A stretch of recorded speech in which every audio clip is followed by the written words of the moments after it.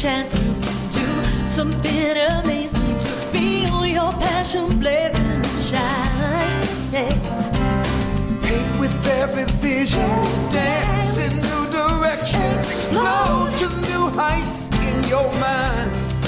I will rise up with you today. Lift up my voice And boldly say, we are the ones we've been waiting for.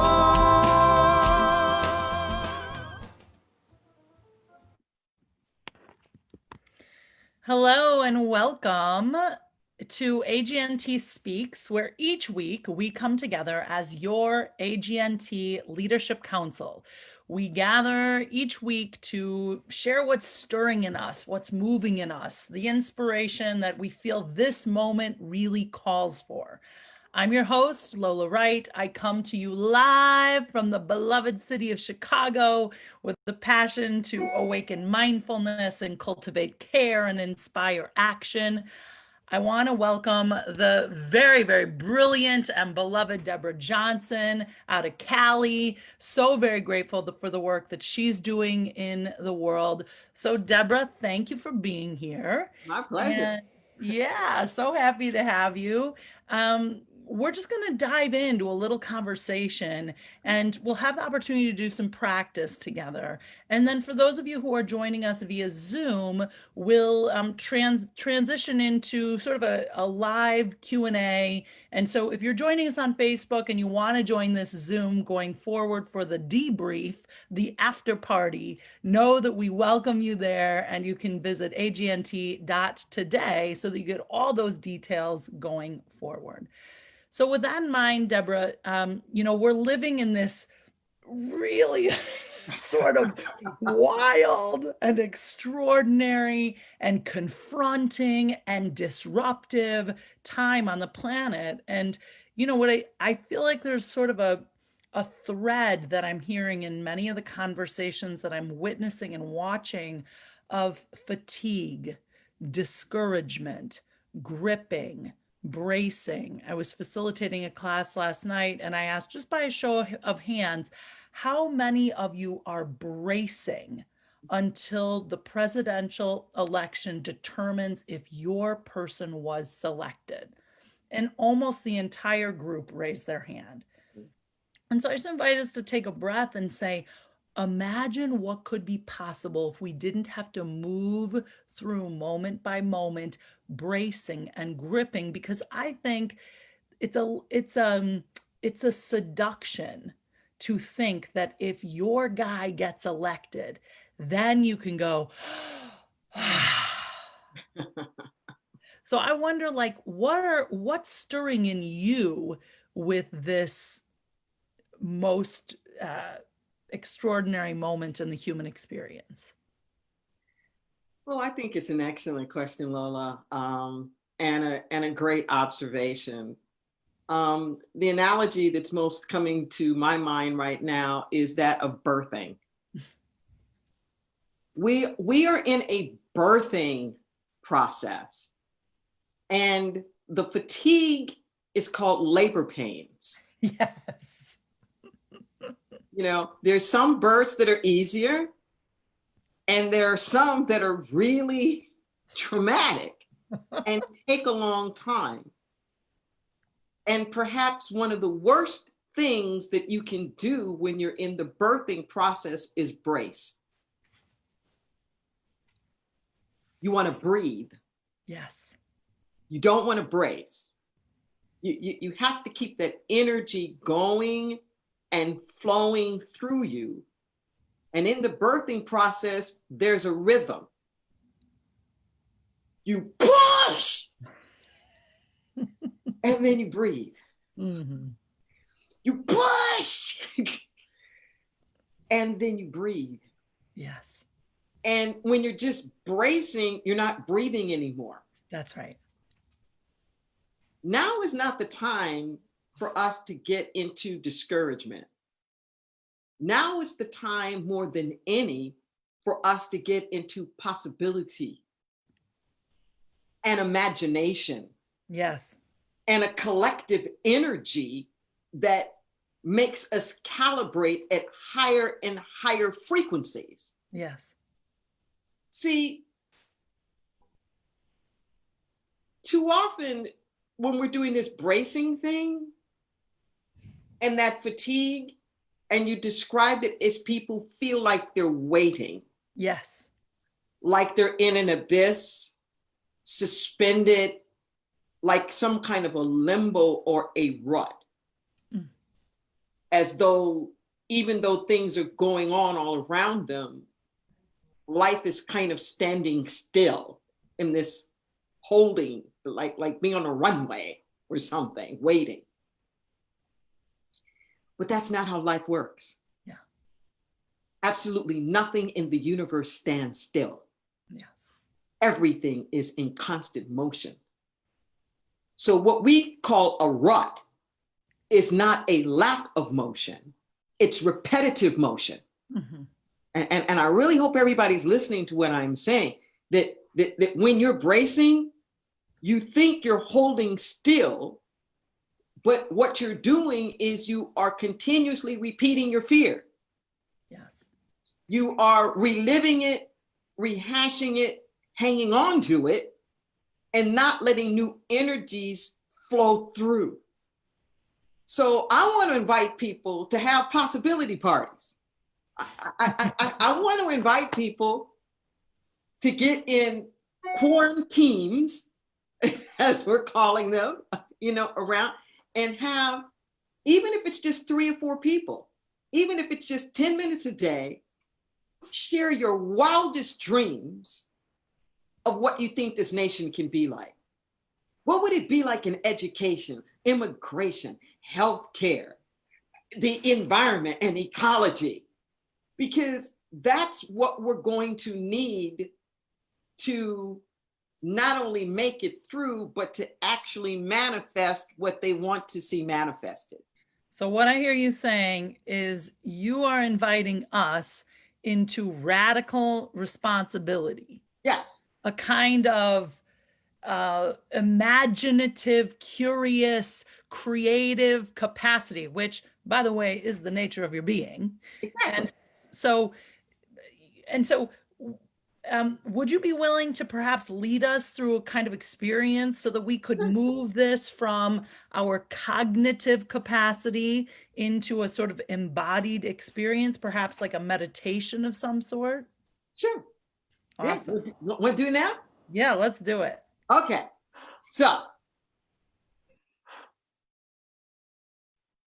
when I was a kid, I used to like Highlight magazine.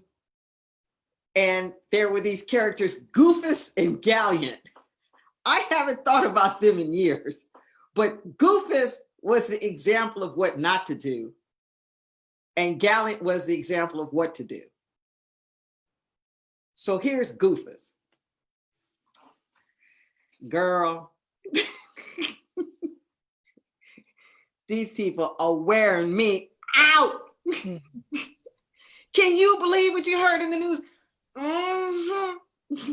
And there's gonna be some more, because you know that foolish stuff, and I can't stand this stuff. And when are they gonna get out? And blah blah blah blah blah blah blah blah. Okay, that's Goofus. Uh-huh. Okay, here's the Gallant. And this is the radical thing I'm inviting people to do. You know, I have such high hopes for my children. Mm. And I can't wait until they are free to just be. You know, I can see it now. I can taste it, where they don't have to worry about war, where the air is clear. And, you know, and the schools are really supporting them. You know, I can see myself, you know, cheering them on in the band and the sports going on. I can feel it. And I'm looking forward to the foreign exchange students and being able for my kids to go over and see them and to be with their kids. And wow, wow. And we do these cultural exchanges and we learn about each other's history and culture. And, you know, I'm thinking about maybe we do this food fair where we go around to everybody's house and we share some food. And I've been looking for the photos of our lineage and our ancestry. And you know what? And the teenagers are going to make a collage, and they're going to do interviews of the elders and tell our stories. And then we're going to share it with each other. And woo, isn't this going to be fun? Yes. Yeah, so there are a couple things that this reminds me of, and I love this. Some of us know this as a future pull. Like how could you be calling forward the desired future by speaking of it in this now moment? Yes. The other thing it reminds me of, which is one of my very favorite games, is a persona party. So we are each made up of thousands of personas that are usually developed in the first 7 years of life. And when we can put them on versus getting played by them, when we can put them on and channel them, then something new becomes possible. And so what I just feel like I witnessed was like two personas that can live in us. And then the question becomes, which do you want to indulge? Which do you want to invest in? And then the sort of part B to the persona party is when you notice, what was the name of the first one, Deborah? Goofus. Goofus. When you notice Goofus rising up in you, the one that's like, you know what, I really cannot with this. Can you, just constantly sort of like naysayer, seeing the problems, the cynicism, whatever. I always say, make it bigger.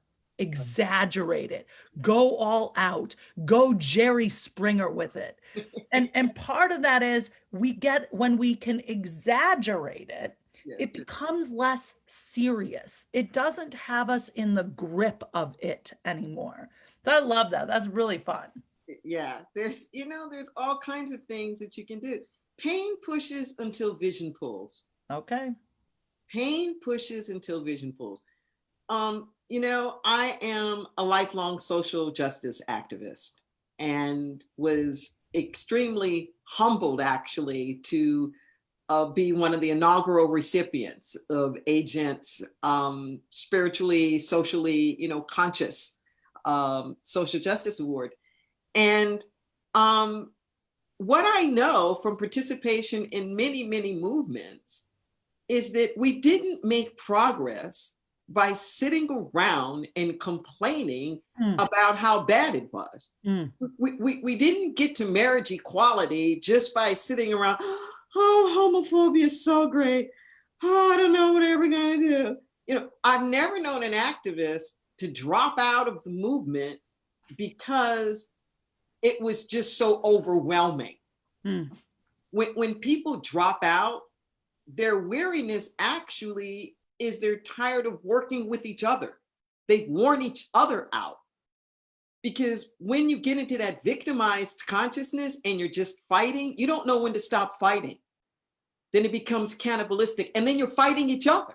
The other thing I hear you saying is that doesn't mean that you're naive about the imperfections of the movement. Oh, no. In the same way that one might say, it doesn't mean you aren't naive about the imperfections of a candidate, but this rigid thinking that our minds are prone to have, this very binary, either I get all of it or I get none of it. It's like life is so much more nuanced, so much more complexity, so much more gray, as we might say. Yeah. And our ability to dance in that. Yeah. And just like you take your inner goofus and exaggerate gallant too. Yes. When you do something cracks within you, the converse is also true. That sometimes we get so overwhelmed by the magnitude of things. I say break it down. In the inner, so in the outer, the macro, the micro, they are just the same thing on different gradations. So whatever we see in the collective is just the individual supersized, and vice versa. So if it feels too big to imagine this stuff at this big level, then make it small. Think about it in terms of like your own personal family. If all you're doing is bad mouthing everybody else in your family, and that's all anybody is ever doing to anybody else, you're not going to make it forward. Mm-hmm. There's not going to be any progress. And just as you said, you know, you can't get like everything in a candidate. Your partner can't be everything. Your children can't be everything. And if you're not willing to be in relationship with your family because they're not perfect, because they're not living up to all of your expectations, you're going to be alone. I love it. I love it. You're going to be alone. That's because right. it's just not the way, that's not the way that it is. Our executive director is quoting Leonard Cohen here, and she says, from Leonard, there's a crack in everything. That's how the light gets in. Exactly. This is just, it's just how it is. We play off of each other's strengths. We play off of each other's weaknesses. Nothing's monolithic. Nobody's just like you. As I was saying in my my message last Sunday morning, I said, democracy means difference. You can't have a democracy with one party. If you just have one political party, it's not a democracy. Yes. I also feel like what you're saying is give ourselves a break too. Like when we expect this kind of insatiable perfection in others, it is internalized in us also. And so it's like, may we invite more grace? May we invite more compassion? May we invite more curiosity? You know, so I want to dig into this a little bit more. We're going to do that on the Zoom. So if you're joining us via Facebook Live, we are so grateful to have you. We encourage you to join us here each and every week for AGNT Speaks. We gather here at 12 p.m. Central Time for like some juicy inquiry, conversation, and practice. If you don't already get our newsletter, our communication, visit us at agnt.today so that you can stay in touch with us and we can stay in touch with you. If you enjoyed this experience of Facebook Live, come and join us via Zoom next week. It's a great opportunity to take the conversation deeper, to chew on some of the things. We want to hear from you. We get to see you. We get to hear you. Deborah Johnson, I'm so very grateful for your presence on the planet. I'm so very grateful for this, your leadership within AGNT, within the larger movement, your stamina and fortitude, the willingness to be in the conversation when it is comfortable and easy, but more importantly, when it is uncomfortable and when change doesn't feel like it's happening, you still show up. So thank you. Where can people find you and follow you online? Yes, well, you can certainly follow me on my Facebook, Reverend Deborah L. Johnson, and the same thing on my website. If you go to deborah.ljohnson.org, and that's the long way, the biblical way, DEBORAH. Put the H on there. I love it. Yeah, you can follow me there. And my ministry in the Santa Cruz area is Inner Light Ministries. So there's lots there on Facebook pages there, YouTube channels, podcasts, you know, iTunes. Just Google me and you'll find it. Yeah, and we really want to encourage you to find community, find belonging, even in the midst of a pandemic, even when it feels like your ability to connect may be hindered. Consider that you are actually being invited into deeper, greater connection with people in places you may never have imagined. So find Deborah Johnson. Find her work in the world. She's a powerful presence. If you're drawn to me and my work in the world, find me at lolarwright.com, on all social media platforms at Lola P. Wright. And join us on Zoom. We thank you. We appreciate you. And check us out at agnt.today if you want to join us for more programming in the future. For those of you who are hanging out with us on Zoom, give us just a moment and we will transition into that and get in juicy with it.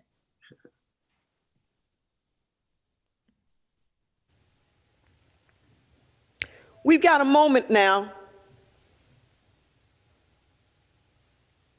Even as we're standing here, even as I'm speaking to you, All across this nation, the cities are burning. I don't even know how many now. Last night there were 30. At least 30. Just breathe that in for a moment. We knew there was going to be a lot of pent-up energy anyway, with people having been separated from their outlets, separated from their normal ways of letting off steam, separated from the ways in which they get inspired and nurtured, the gyms being closed and not being able to do the athletics and out on the fields. And I mean, I can go on and on for all the different reasons why we already knew that people locked up and sequestered like that, when they get out, I don't know. But when we keep having all of these instances where we can see not just the violence, but the betrayal up close and personal.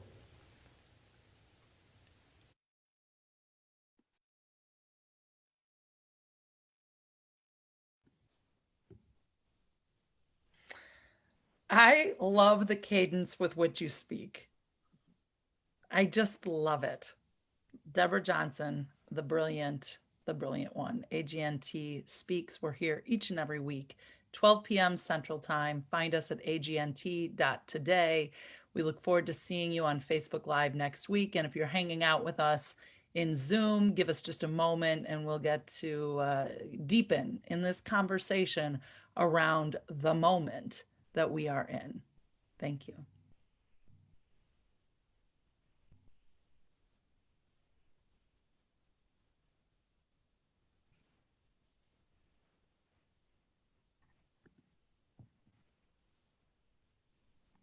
Oh my goodness.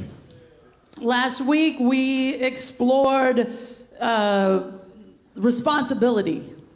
And we started to talk about the idea of above the line and below the line from the Conscious Leadership Group. So let me just review that for a moment. Imagine that you are living in a state of openness and curiosity. You are living above the line. It is playful there. It is wondrous up there. You're questioning. You're in a deep state of listening and speaking. Possibilities are available. In any moment, you could be above the line in a state of openness and curiosity. In any moment, you could choose to be below the line in a closed and defensive state, in a survival context where life is about winning. Someone's winning and someone's losing. In any given moment, you are in one of those two spots. A life of responsibility is not more or less than 100%. It is walking on the planet with curiosity. How is this for me? So let's review commitment 1, responsibility. I commit to taking full responsibility for the circumstances of my life and my physical, emotional, mental, and spiritual well-being. I commit to support others to take full responsibility for their lives. Now, someone said, Lola, didn't you mean to make this next paragraph number 2? No, the next paragraph is the counter commitment. So you have the opportunity to take responsibility and live in an open and curious state, or you could live in a counter commitment. I commit to blaming others and myself for what is wrong in the world. I commit to be a victim, villain, or a hero and take more or less than 100% responsibility. Now, life is happening in micro moments, so you are likely not in a fixed experience or a binary state all the time. You're likely living in a cocktail of above the line or below the line, depending on what issues come up. So, Consider that you are not your physical body. You have a physical body. And imbuing your physical body is a spirit, your essence, your nature. It is your I am presence.